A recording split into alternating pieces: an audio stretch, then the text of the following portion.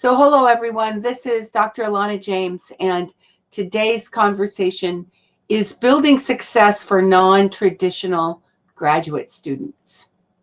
Very thankful to have a few in the room here who can type in their responses, and then all of you watching by recording, you can go through these questions and answers and hopefully gather some ideas and some ways forward that you might not have thought of, because being a non-traditional student on a traditionally oriented campus can be difficult.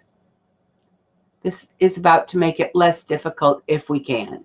So those in the room, how many of these fit you? So these are all things that would make you come under the heading of non-traditional. You might be over 27 years old. You might be working full or part-time. You're not supported or only partially supported by your university. So that means you're fitting some of the bill yourself, or maybe even most or all of it. You might be a part-time student as opposed to full-time. You might be attending online rather than on campus. You might come from a country other than the one you are studying in. Perhaps your first language was not English, and perhaps you do not aspire after graduation to work as an academic. So how many of those would fit you?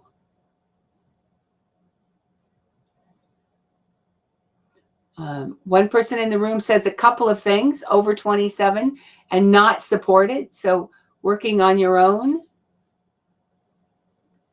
And we'll just wait to see if we get any other answers. From another country, second language, over 27. So the people in the room, 2 or 3 things.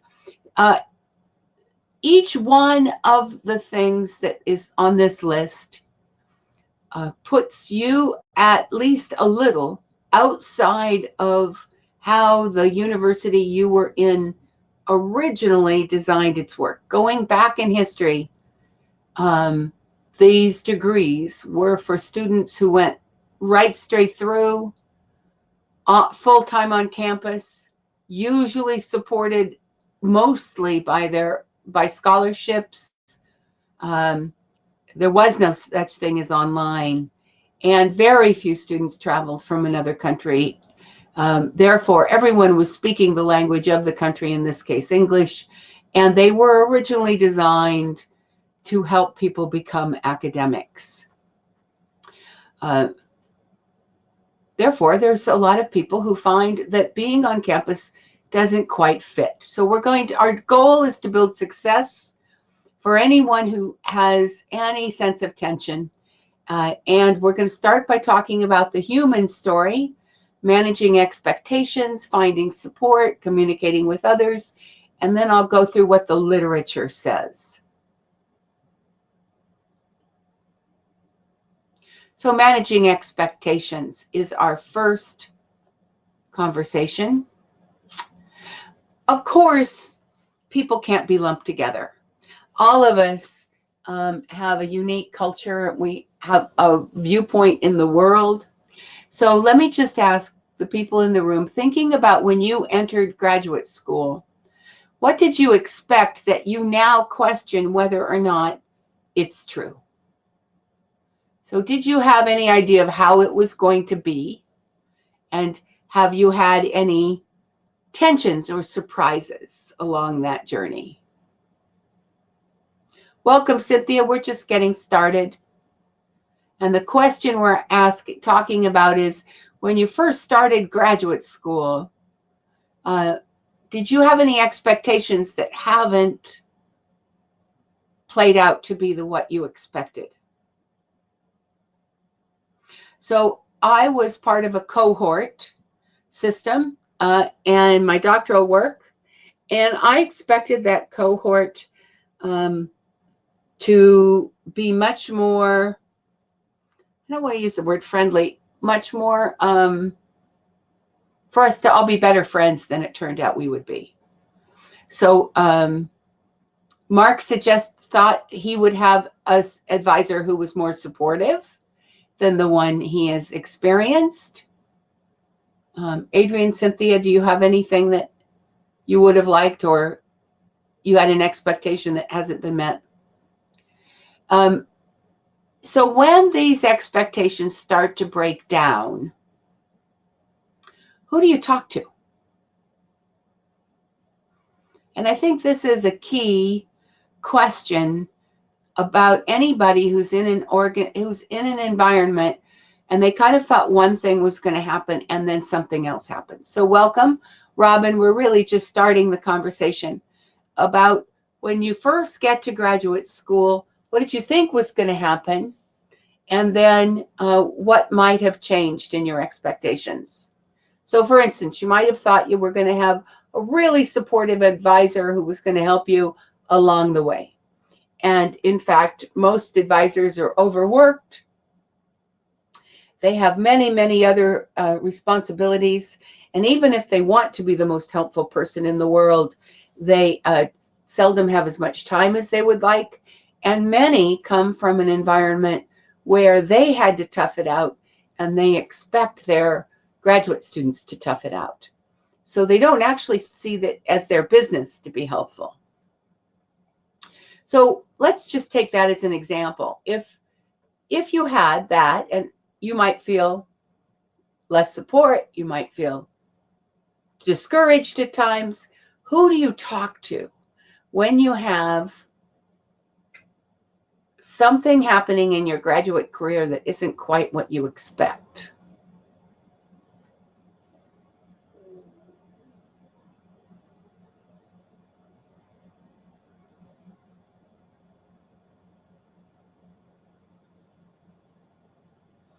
People are sure I'm typing away. No one. Exactly. Exactly. That's who I talk to. Absolutely nobody. Or if I talk to somebody, I talk to people back at home who didn't have anything to do with the school. So that's a typical response. If we come from another country and there is a cohort of people from our country on campus, then we're likely to talk to those people because they're all at least from the same background as we are to some extent. So we might talk to them. And Adrian says, my expectation was that there would be a lot of explicit discussion on how best to write and report research.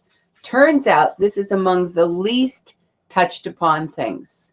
Yes, we expected to be part of some kind of a movement or group or system of support and conversation through, and it isn't what we expect. The tough part is not becoming part of the complaining group of folks. Right. Complaining's not going to help us. And you're afraid, perhaps, if you do feel like maybe you want to talk to somebody who's part of the system, you might be afraid of doing that because you don't want to be a complainer. And if you talk to people, if you are, and I'll use the international student as an example, because we do see clusters of students on campus who come from a similar background, and they do seem to hang out with each other, have lunch together, that kind of thing. If you have a cohort group like that and you talk to them, what are your chances of getting the correct information? You might, but you equally might not. So there's a challenge.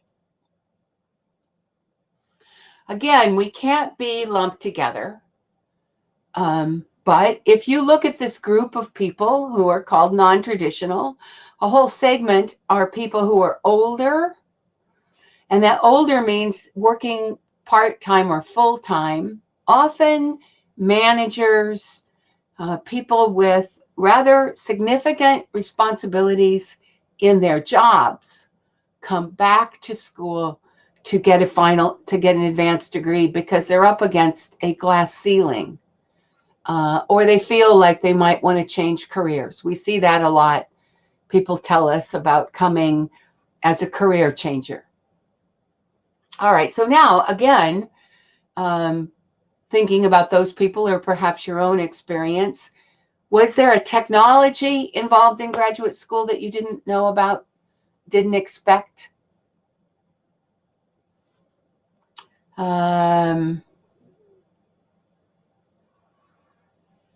Sally Ann might be experiencing sound trouble. Everybody else has sound, I believe. Like a cohort from all have their lips sealed. Okay, so we have situations, we're in them. We absolutely want to make the very best of ourselves. And we're up against things we didn't expect. Some of those may be technology. As an older student with a solid professional background, Robin says, I need to help with the transition from professional reading, and I need help with transition from professional reading and writing to academic reading and writing, and professional relationships to academic relationships. Robin, that's excellent. And I can tell you right now that you want to write, I'll type it in for you, but we have several webinars that are going to help with that right away. You want to write Margie at drlnet.com and ask her for the critical, the reading and writing video links. Dr. Maria did a series on critical analysis and reading, academic reading, and academic comprehension that will help.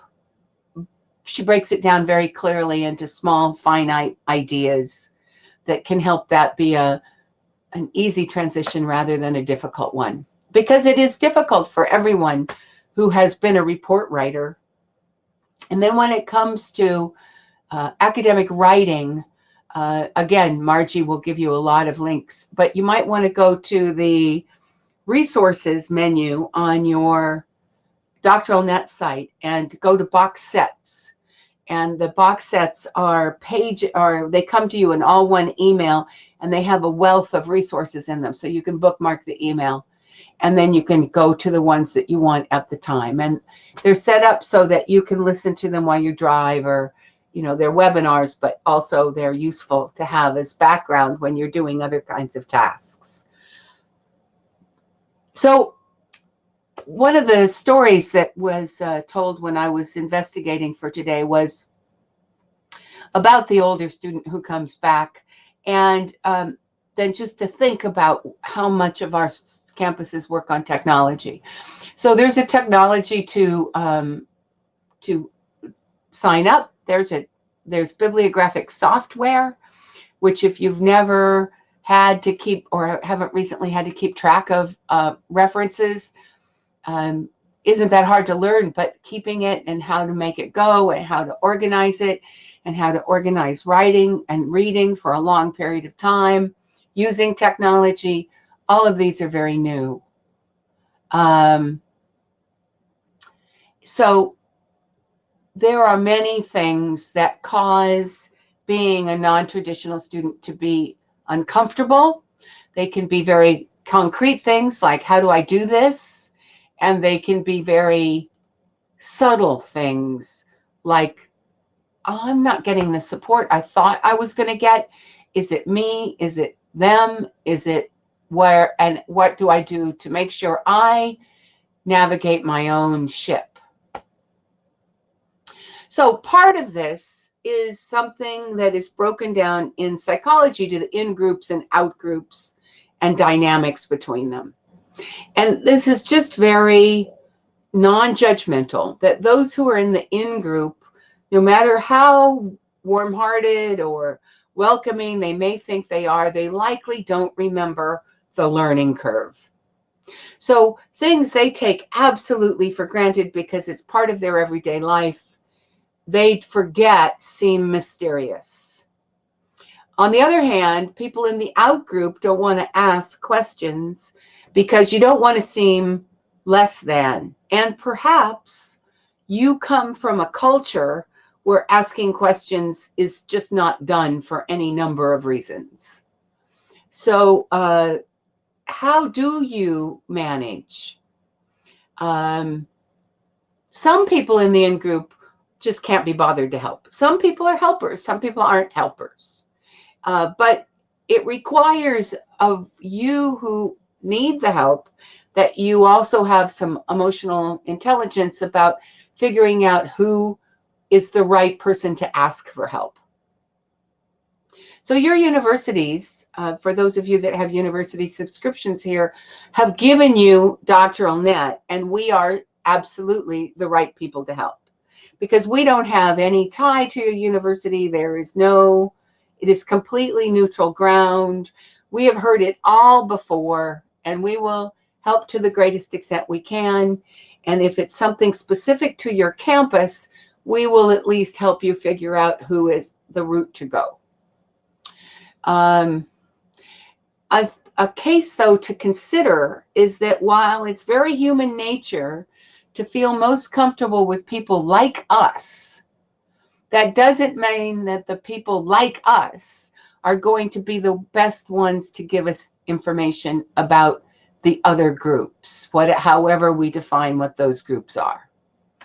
And also to remember here that one of the things that has come back over and over as we discuss transferable skills is that teamwork requires diversity.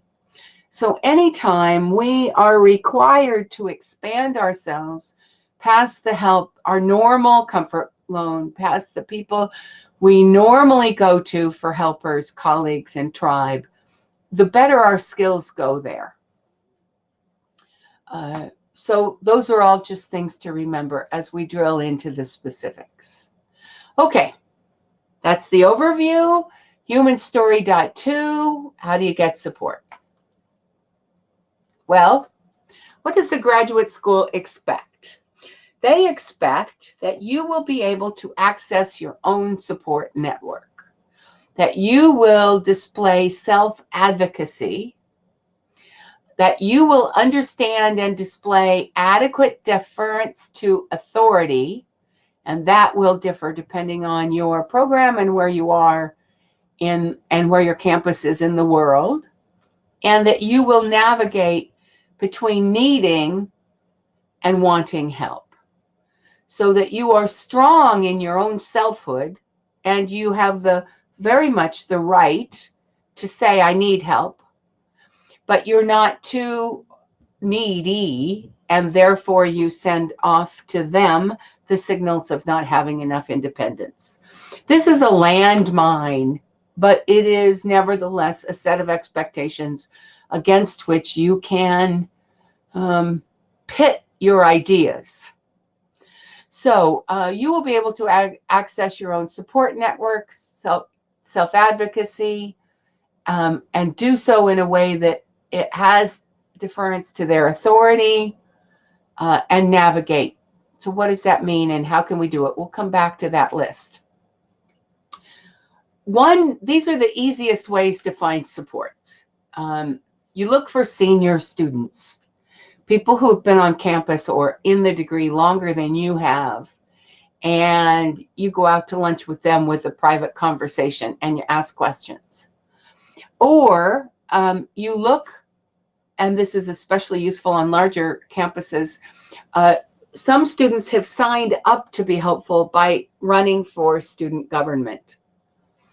So might be something you haven't considered. Find out who the student government, who they are, and see if they have any helpful things. Also, younger faculty may remember more closely what it was like to be in your shoes, and they also may have not been on campus so long that they have forgotten some of the things that are just your campus and make it hard to navigate. Then there's some graduate resources. You have a graduate office, a graduate, probably, most of your college universities will have a decentralized graduate office. They are also very used to hearing every possible graduate problem, and they are also invested in everybody being able to finish.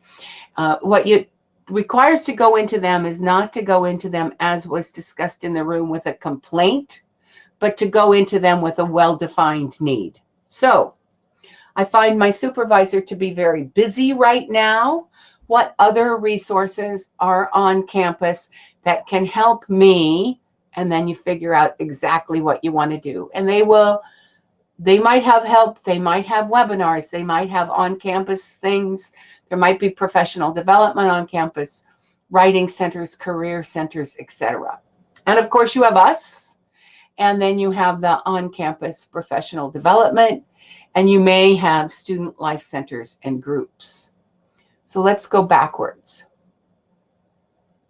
Your own support network will come from developing relationships as you go through looking at those other options. Your ability to display self-advocacy comes from your ability to say, this is where I am, this is the help I need, and without blame, I'm not getting it from this, so I am looking for outside resources.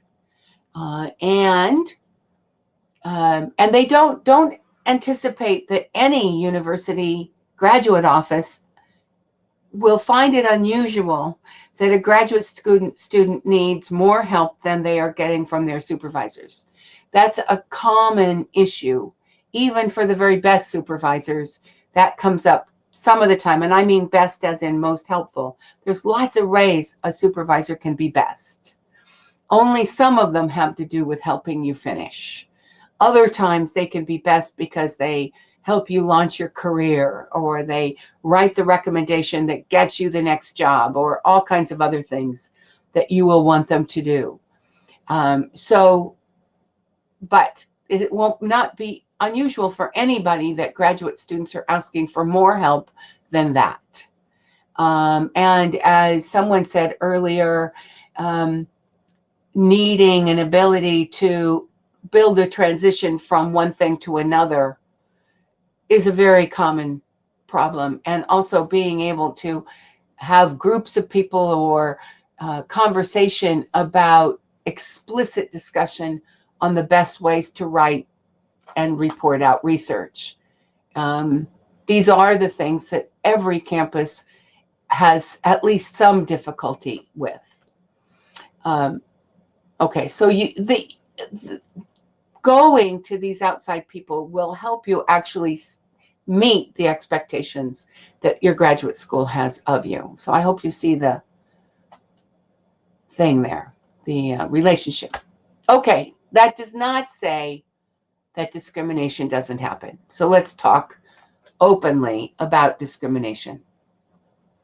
First off, what is it? It's the unjust or prejudicial treatment of different categories of people, especially on the grounds of race, age, or sex. So back to the in-group and out-group. Your supervisors, your professors, etc., they grew up and became who they are in a certain time within a certain group. They had a certain background that will be of one kind. And if you find yourself far outside of those, you may feel like you are being prejudicially treated. And I'll just come up with some things that are institutional. For instance, if you work full-time and you are only able to come to your university campus library on the weekends, and you find that, especially during the summer months when you're actually able to work more, the library has very small office hours, that could be considered a treatment that has a negative effect on people who are non-traditional students. They aren't on campus. They can't do things at the on-campus times. That's a very easy to understand. And you have a right to say, this is not working for me, and the reasons for this, and what do we do about it? Everyone has experienced some in-group and out-group behaviors. So if you're in a field that is almost all male gender and you're female, the only female in your class, you may have difficulty feeling like you're part of the group. And that's just in-group, out-group behaviors. And so I use the example of when somebody asks you out to lunch. At a Council of Graduate Schools meeting last year, there was a man, an African-American man, who was talking about what it takes for colleges and universities to have more African-American professors. And one of the things he said was, the first two times he was, or first couple of universities he was hired at, nobody asked him out to lunch. They'd be in meetings with him just fine. They had other things going on just fine. They gave him classes just fine. But when it came time to have lunch, he wasn't there. Well, that is an in-group, out-group behavior system. And that's going to require you to ask other people to go to lunch with you, for you to be the person who does the first and foremost thing out there, because probably they don't even understand. But if it's more than that, if it's gone over the line to discrimination, and an example that is happening on campuses today would be that international students from the Pacific Rim area who are culturally very likely to work very, very hard in labs can be given way more than 40 hours a week of lab work. That goes over the line. And that requires some safe person negotiating what's reasonable and what's not reasonable. That requires things like contracts, so that your lab work doesn't take over the rest of your life. So if you see that you are being legitimately treated differently than other people around you, that is worth something to consider. And that is worth sticking up for yourself, talking to a safe person. And there are people on campus who it is their job to make sure that those kind of things don't happen. And perhaps you don't even know how to question what's going on. Maybe you just want to tell your story. And people in the room are saying that needing help doesn't necessarily reflect a lack of self or independence. Exactly. Everyone needs help. Everyone at some time. And we all are burgeoning. We're all growing in our selfhood. And we all will be people who are perfectly confident in certain realms. And then in other realms, it's brand new. Blurring the fine line between them seems unfair to those of us undergoing the process. Yes, it is unfair. These situations can feel unfair. If they're a little unfair, then we need to be strong and look for ways out, people who can help. And if if it's grossly unfair, then we need to talk to somebody about it. We didn't go to graduate school to be abused, but we did go to graduate school to grow.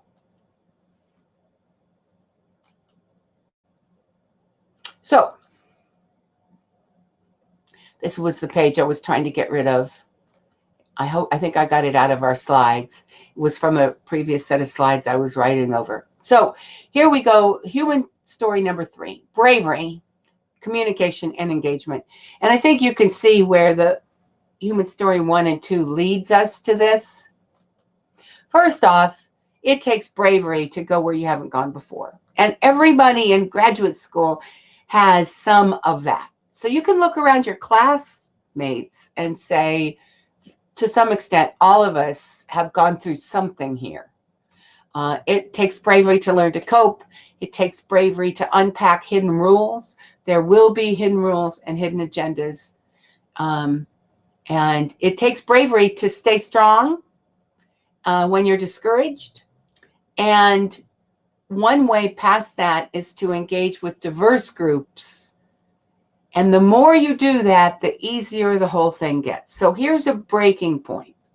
The more you can ask somebody unfamiliar to go to lunch with you, go to the graduate office to just say, I'm not finding the support I need here. Where else might I look?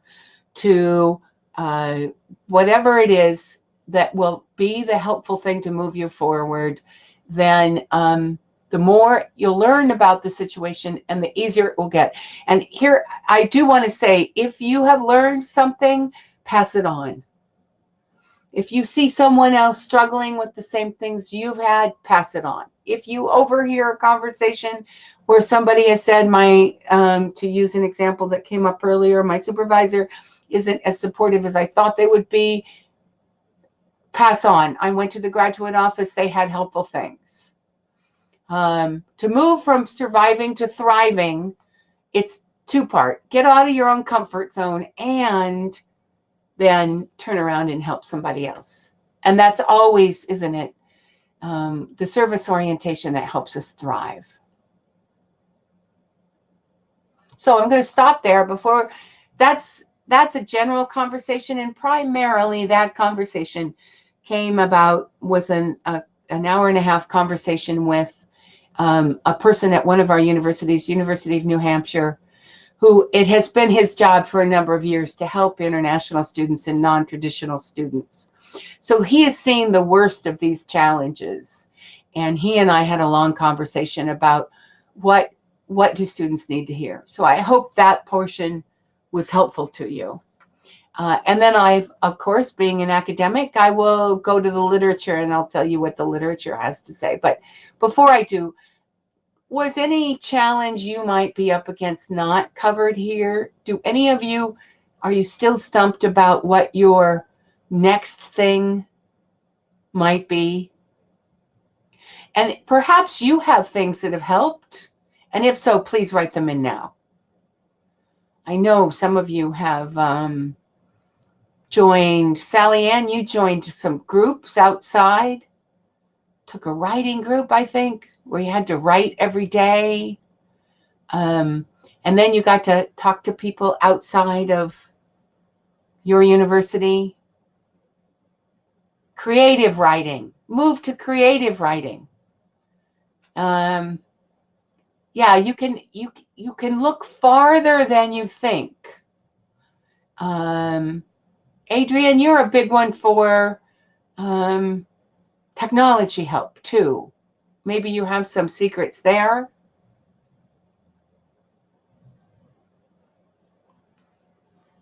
I'll let people type in what may have been helpful for a minute, and then we'll go on to the lit.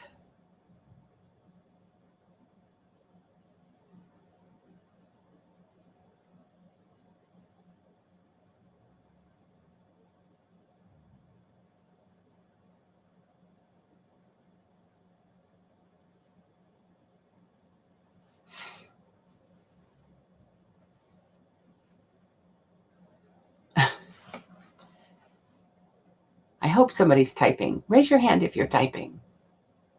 If I don't see hands go up, I'll just, oh, good. Thank you. Thank you both. It's the problem of the silent moment in webinars. Thank you both.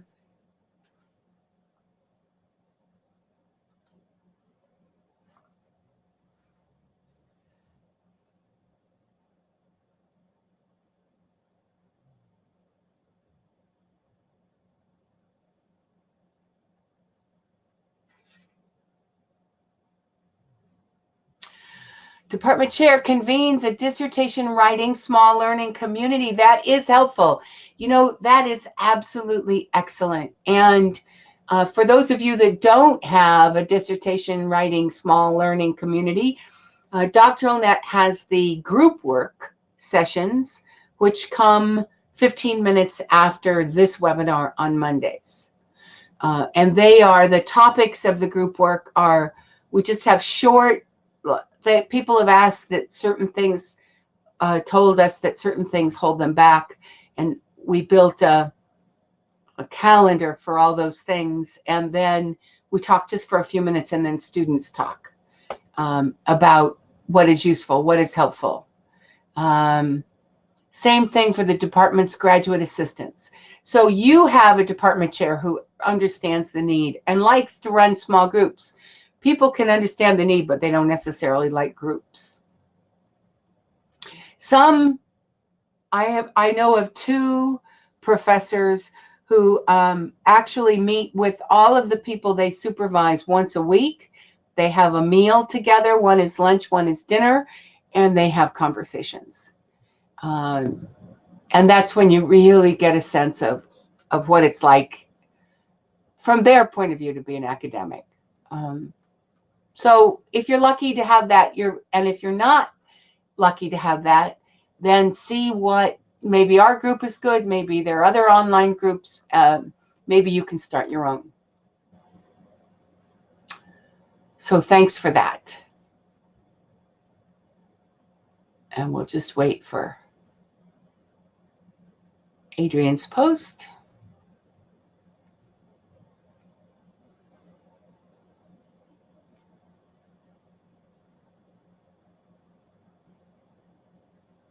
I thought the ideas about student government, that would not have been something I would have thought of.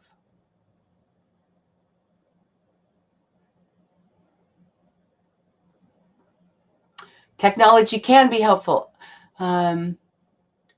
especially the non-intellectual aspects. She, for one, managed to find a knowledge management software program that takes care of at least 95% of the APA formatting with very little need for a word-for-word second look. Excellent. What is that software program?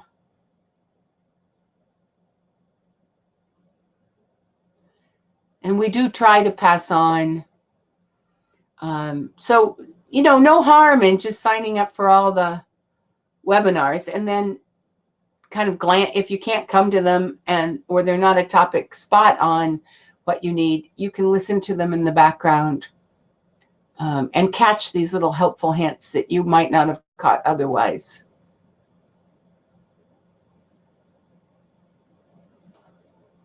So I think Adrian will give us that. And as she's typing, I'm just going to say, so when I looked for what the literature had to say were the insecurities of non-traditional students, this list of 10 were how other researchers had categorized the frustrations that all of you have been talking about. English fluency, of course, if this is not your first language, that may be a difficulty. If you have any questions, or at least a lack of insecurity. Social supports, those were mine. Not feeling connected or feeling isolated, that would have been my experience. Academic skills, the transition from where you were to where you are now, and back and forth if you're working. Having kind of 2 hats on. The differences in the way education takes place. If you're an online student, for instance, and I think those will be people who watch this by recording, you may not, there may be great differences between the way you're experiencing education now and what you knew in the past, and that need to be discussed and made easier. It shouldn't be that difficult. You might feel something like discrimination. Stress, culture, customs, requirements, finances can be a huge problem, especially if it goes on longer than it needs to and you're covering the costs. Healthcare, food, and transportation are the big ones for people who've just landed in the place where they're studying, and then technology. So the software, CITAVI, is what Adrian is recommending, that will take care of 95% of APA formatting. Not popular in the US, a bit on the pricey side, about $90 per license, but totally worth it. Totally worth the number of hours you save if you're doing a dissertation. We will add that to our lists, which I'm doing right now. A new resources list. Thank you, Adrian. Also, something called heterogenization, making the groups that have previously been excluded are now being included, they think, at least on college campuses. But institutions, this is a policy document, institutions may inhibit or support participation. So factors influencing participation. If the university believes there is a sense of community, if the students realize that people believe in you, and I think people, by and large, professors and universities do believe in their students. Whether or not the student gets that message can differ. Faculty taking students' lives seriously, so being willing to meet with you outside of normal office hours if you're working full-time, as an example. Faculty engaging meaningfully, taking it seriously, having a conversation where you feel heard. University concerned about advancement, coming after people who aren't advancing with suggestions and help rather than with challenges. Small class size, small commitments that get you started and then it ramps up to your bigger ones. Flexibility in the class and requirement schedules and location so that you can have an outreach to you.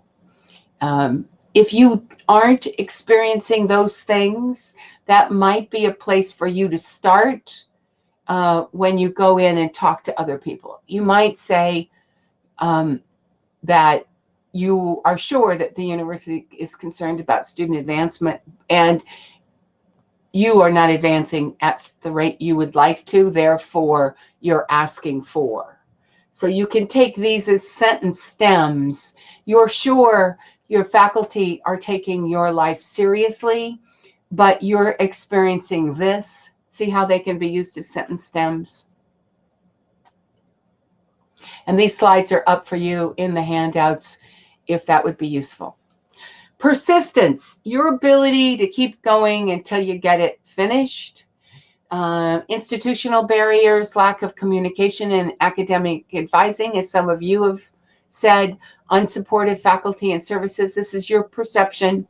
Programs that weren't relevant, that you had to take classes you maybe didn't understand quite the point, or what is considered a chilly campus climate. Because this is well known in the literature, having conversations about any of these things will not be a surprise, and people will be there to help you get over them. In this case, those institutional barriers are overcome by support and concern from faculty, staff, friends, colleagues, professional development, people like us, and intrinsic internal motivation. That's your part. So it's our part as part of the university team that helps you get it done, to be there for you, to listen, to help you find the right resources. And it's your part to keep the focus and to guide your own ship. So these were recommendations from one student group. They thought a non-traditional student lounge would be helpful. I don't think they probably got it.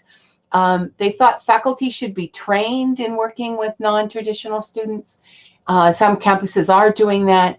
Strengthening advising is constantly an issue on campuses. Support services for non-traditional students. Ask for support services for non-traditional students and see what there might be things you don't know about. Improved communication, promoting academic and social opportunities specifically designed for non-traditional students. So if you are online, on campus part-time, whatever, just keep saying, I would really appreciate some academic and social opportunities. I'm finding it difficult to get there because of this, this, and this. So they know you're interested, because sometimes students lose the momentum and the university loses the knowledge that students wanted. Adrian has given us a link to download the fully functioning version. Adrian,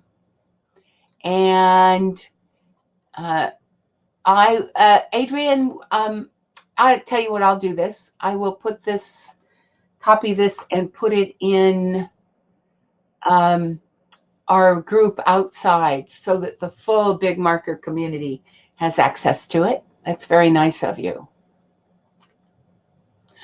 Okay, I hope it was useful today. The final assessment is that it's not easy. It is up to you, but please know you are not alone. And just to give you some other things that are happening here, there is a completely new webinar schedule. If you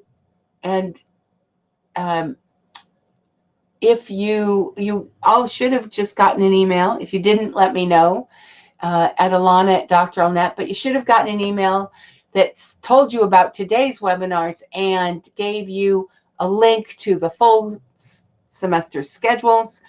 You can now sign up for all that you want and then opt out of the rest of the webinar emails, because some people love the fact that they get regular reminders about the webinars and other people hate it. So for those people who aren't interested in a weekly reminder, then just opt out of them, and you only get opted back in once a semester when we have a new list. There's a whole range of topics, so we hope we have something for everybody. And upcoming, as your university starts, not all the universities we work with are started, but as you start, you're going to find that there's a new look to your control panel, more like Netflix. We've got some video snippets, and we're working with them to help you have videos, things that you can just check in, see what this is like, see what that is like, rather than having to go through a whole webinar. I hope that's useful. A little bit early, so I'll turn off the recording, and if there's anybody in the room who wants to talk about anything particularly, we are happy to do so. And if not, the next time we'll be up is in a half an hour for the group work. And this time we're focused on theoretical and conceptual frameworks.